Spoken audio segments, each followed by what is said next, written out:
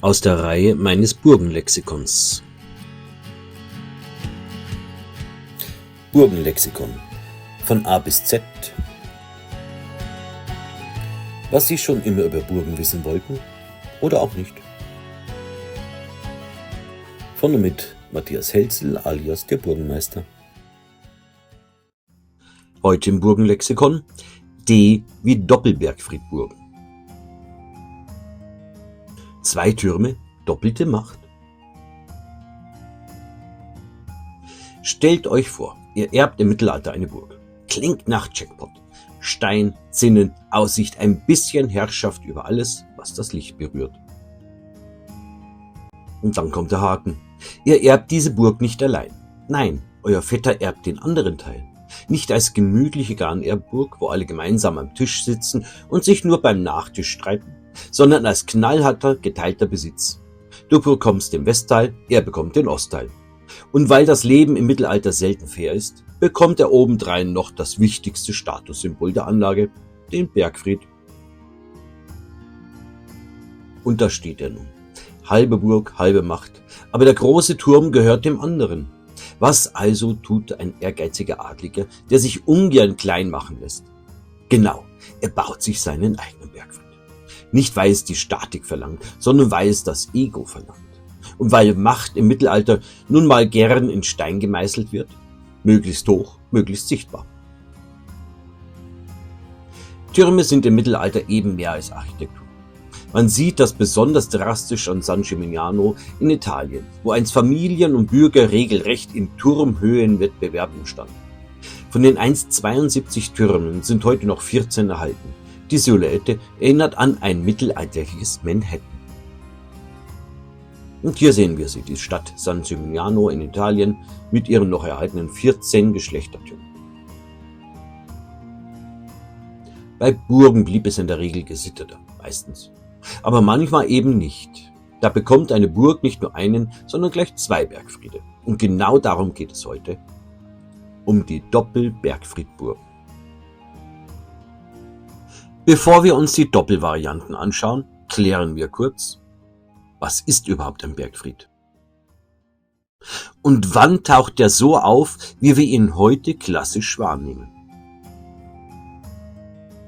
Der Bergfried ist im mitteleuropäischen Burgenbau vor allem der unbewohnte Hauptturm einer Burganlage. Unbewohnt heißt dabei, er ist in der Regel nicht als dauerhaftes, komfortables Wohngebäude gedacht.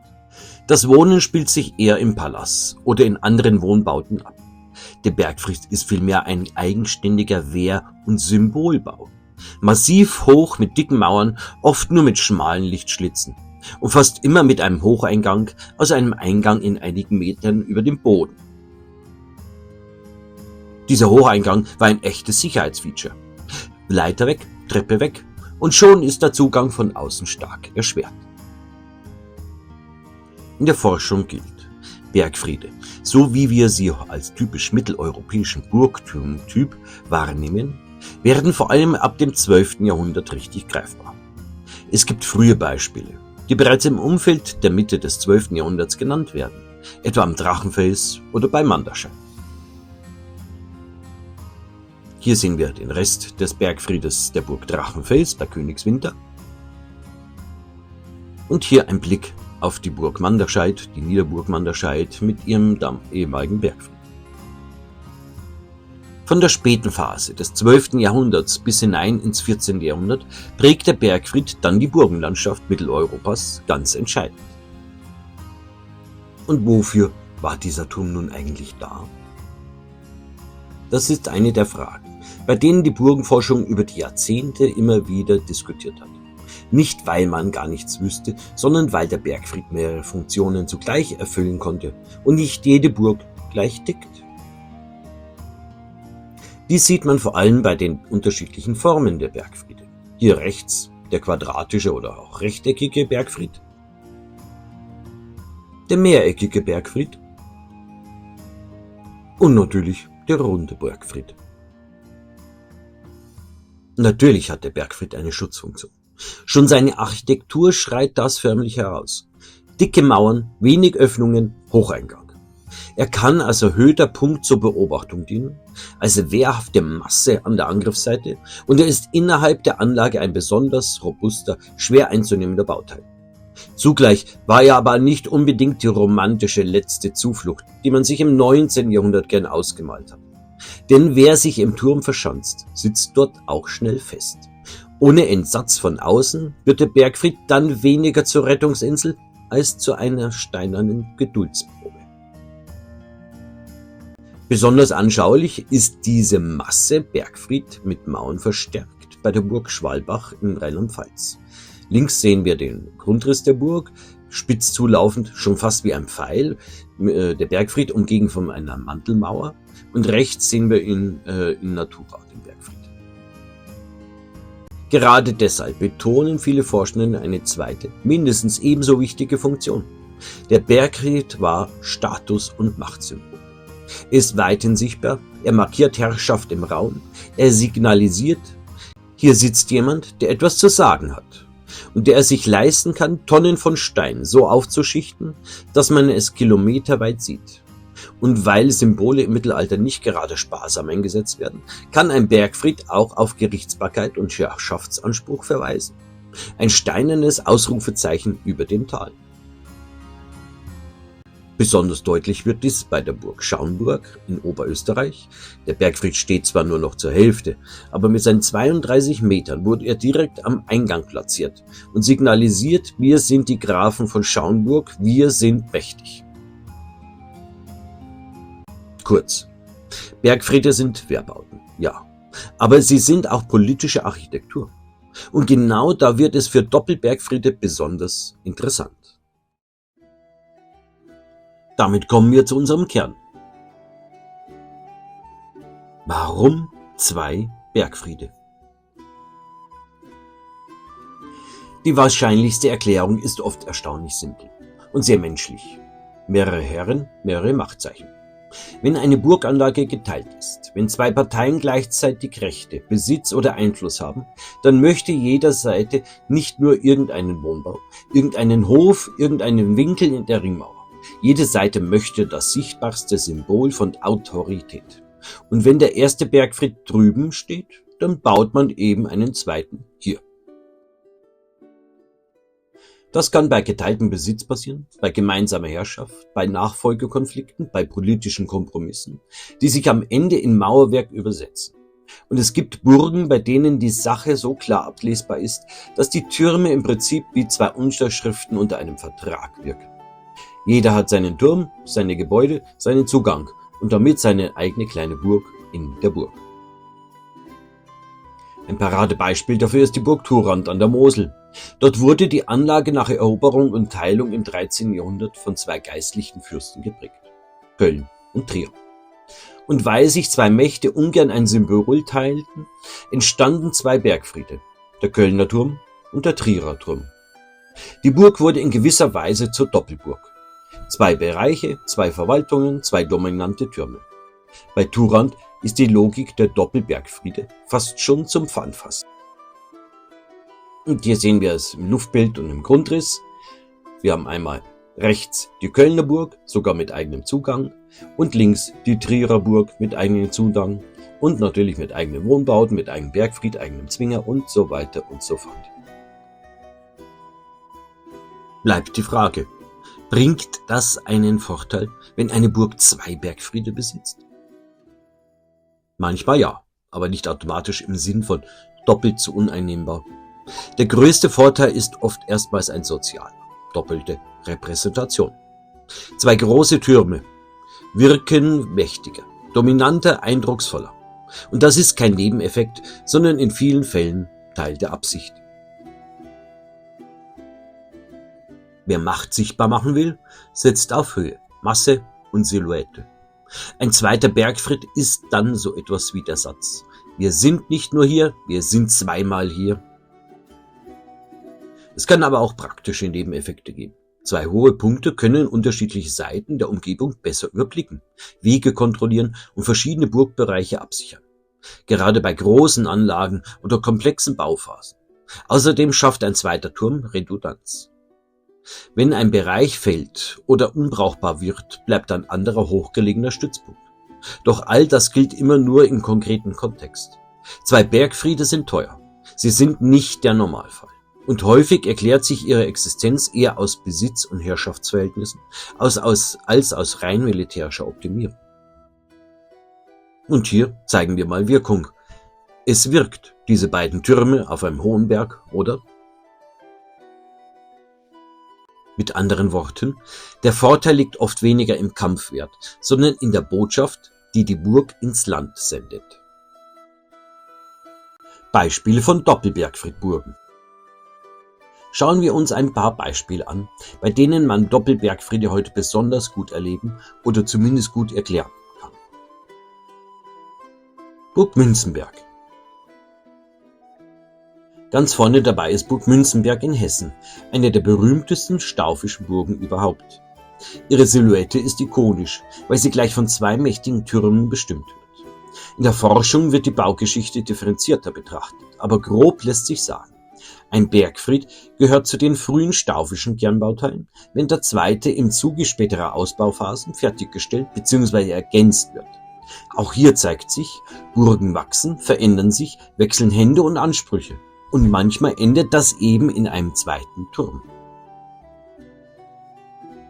Die Burg entstand ab der Mitte des 12. Jahrhunderts unter Kuno I. von Münzenberg, einem bedeutenden Reichsministerial der Staufer.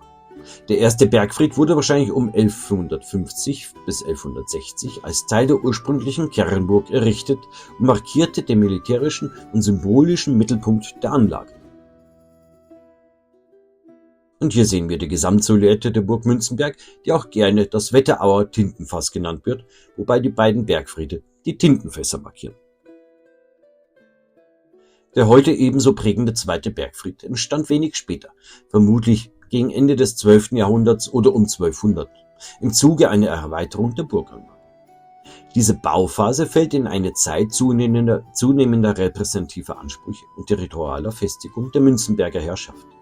Die beiden Türme sind dabei nicht identisch geplant, sondern spiegeln unterschiedliche Bauphasen wider. Ein Hinweis darauf, dass der Doppelbergfried hier kein einmaliges Konzept, sondern das Ergebnis eines wachsenden Herrschaftssitzes ist. Nach dem Aussterben der Münzenberger im Jahr 1255 gelangte die Burg über Erbteilungen an verschiedene Adelsgeschlechter, wodurch weitere bauliche Anpassungen folgten. Dennoch blieb die charakteristische Doppelturmsilhouette bis heute das bestimmende Merkmal der Anlage. Und hier sehen wir den Grundriss. Rechts der Ostturm als alten Bergfriedteil sozusagen mit dem alten Wohngebäuden und links die Erweiterung mit dem Westturm. Die Merian-Ansicht zeigt eigentlich auch deutlich, dass beide Türme unterschiedlich hoch waren. Heute sieht es eher so aus, als wären beide Türme gleich hoch. Und hier der Blick auf die Ostanlage mit dem Ostturm, der ältere Turm. Und hier auf den Westturm, die Erweiterung sozusagen der Burg mit dem neuen Bergfried. Burg Thurand. Ein weiteres sehr anschauliches Beispiel ist, wie schon erwähnt, Burg Thurand. Dort ist die Doppelstruktur sogar historisch beschriftet. Köln und Trier stehen als Machtblöcke hinter den zwei Turmidentitäten. Das ist fast wie eine mittelalterliche PowerPoint-Folie. 2 Eigentümer, 2 Bergfriede, 2 Burgteile. Die Burg wurde ursprünglich zwischen etwa 1197 und 1206 errichtet, vermutlich durch Pfalzgraf Heinrich bei Rhein, im Zusammenhang mit den Machtkämpfen nach dem Tod Kaiser Heinrichs VI. Strategisch kontrollierte sie das Moseltal und wichtige Handelswege. Bereits kurz nach ihrer Errichtung geriet Thurand jedoch ins Zentrum eines Konflikts zwischen den beiden mächtigen Kurfürstentümern Trier und Köln.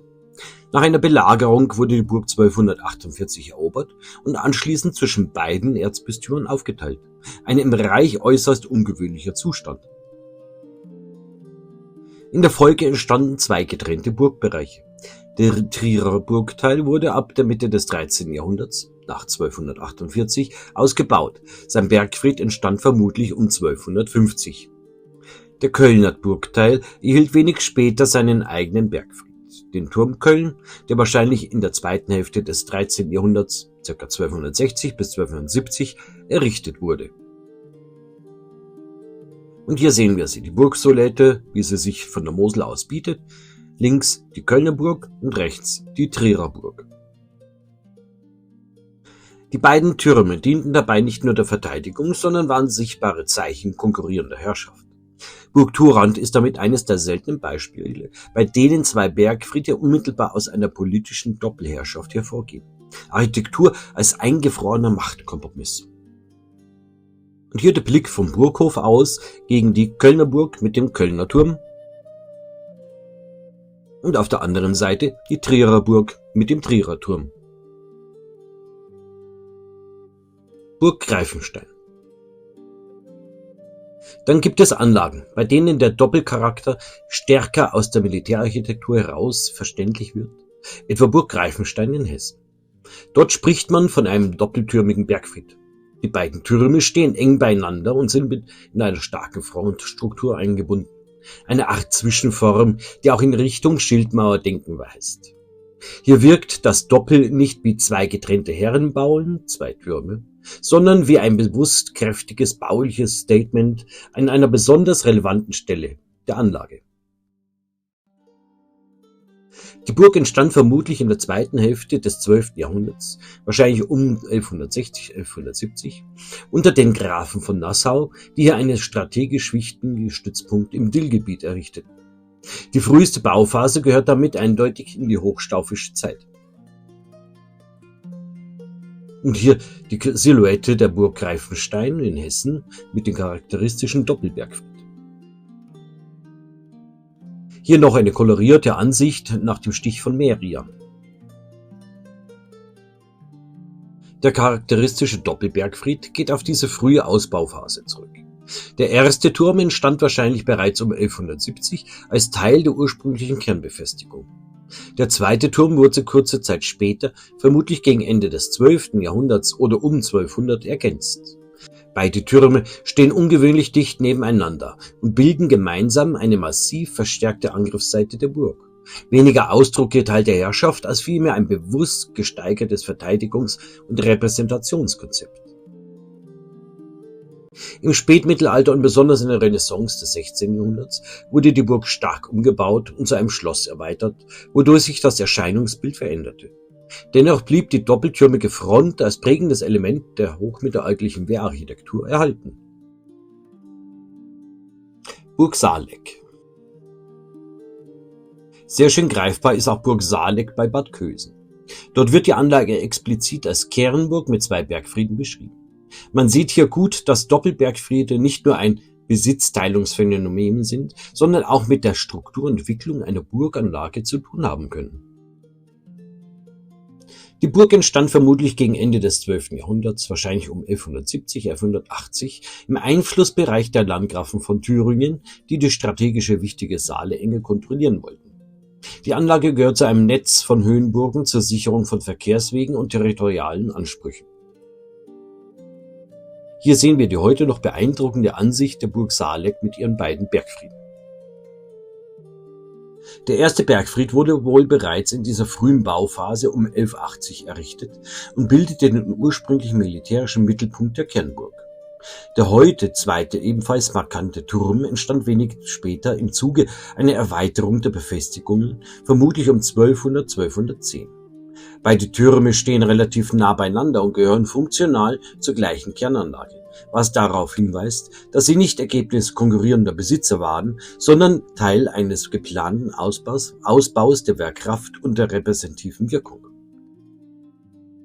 Im 13. Jahrhundert blieb Saaleck ein bedeutender Stützpunkt regionaler Herrschaft, verlor jedoch später an militärischer Bedeutung. Die doppelte Turmsilhouette prägt bis heute das charakteristische Erscheinungsbild der Burg über dem Saaletal. Der Grundriss macht die Enge sozusagen der Kernburg deutlich mit ihren beiden Türmen und rechts die Zugangsseite mit diesem vorgeschobenen Turm. Burg Stahlberg. Und wenn ihr eine Ruine sehen wollt, bei der zwei unterschiedliche Turmformen als Charakteristikum hervortreten, ist Burg Stahlberg am Mittelrhein besonders spannend. Dort sind ein runder und ein eckiger Bergfried überliefert bzw. baulich nachweisbar. Und die Anlage wird teils ausdrücklich über diese Gegenüberstellung beschrieben. Das ist ein Fall, bei dem das Doppelmotiv nicht nur zwei gleiche Türme meint, sondern zwei Bergfriede mit unterschiedlicher Form und Baugeschichte. Burg Stahlberg liegt oberhalb von Bacharach-Steg im heutigen Rheinland-Pfalz und entstand im Hochmittelalter als Reichsburg zur Sicherung des Mittelrhintals. Die erste Bauphase wird allgemein in die erste Hälfte des 12. Jahrhunderts datiert. Aus dieser frühen Anlage stammt vermutlich der eckige Bergfried, der als ältester massiver Wehrturm der Burg gilt und noch der romanischen Bauweise verpflichtet ist. Quadratische bzw. rechteckige Bergfriede waren in dieser Zeit im Rheinland weit verbreitet und dienten primär als letzter Rückzugsort und Machtsymbol. Und hier sehen wir die Silhouette von Burg Stahlberg, rechts der jüngere Bergfried, direkt am Tor gelegen, und links der eckige Bergfried in der Kernanlage der Burg. Im Verlauf des 13. Jahrhunderts, wahrscheinlich im Zusammenhang mit einer Erweiterung und Modernisierung der Befestigung, wurde zusätzlich ein runder Bergfried errichtet. Runde Türme galten gegenüber eckigen Formen als militärisch fortschrittlicher, da sie die Geschosse besser ableiten konnten und weniger anfällig für Unterminierung waren. Der Neubau spiegelt somit eine Anpassung an veränderte Wehrarchitektur und Burgenentwicklung wider. Die gleichzeitige Existenz beider Turmformen macht Burg Stahlberg baugeschichtlich besonders interessant. Hier lässt sich der Wandel vom romanischen zum hochmittelalterlichen Wehrbau unmittelbar am Bestand ablesen. Nach Zerstörungen im Pfälzischen Erbfolgekrieg 1689 blieb die Anlage als Ruine erhalten, wodurch beide Bauphasen bis heute nachvollziehbar sind.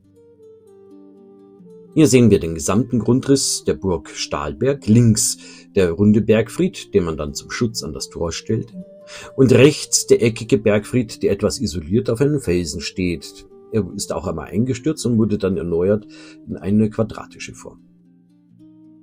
Links die Ruine des eckigen Bergfrieds und rechts die Zugangsseite mit dem runden Bergfried. Burg Koren. Wer sich noch ein weiteres, besonders klares Doppelbeispiel anschauen will, dem empfehle ich außerdem Burg Koren in Koren-Salis in Sachsen. Dort sind zwei romanische Bergfriede überliefert und es wird sogar erwähnt, dass etwa einige Jahrzehnte nach der ersten Anlage ein zweiter Bergfried ergänzt wurde. Die Gründe sind nicht in allen Details sicher, aber das Ergebnis ist eindeutig sichtbar. Die Burg entstand vermutlich im späten 12. Jahrhundert als Herrschaftssitz der Herren von Koren, die zu den regional bedeutenden Adelsgeschlechtern im Grenzraum zwischen dem veltinischen und dem reichsministerialen Einflussgebiet gehörten.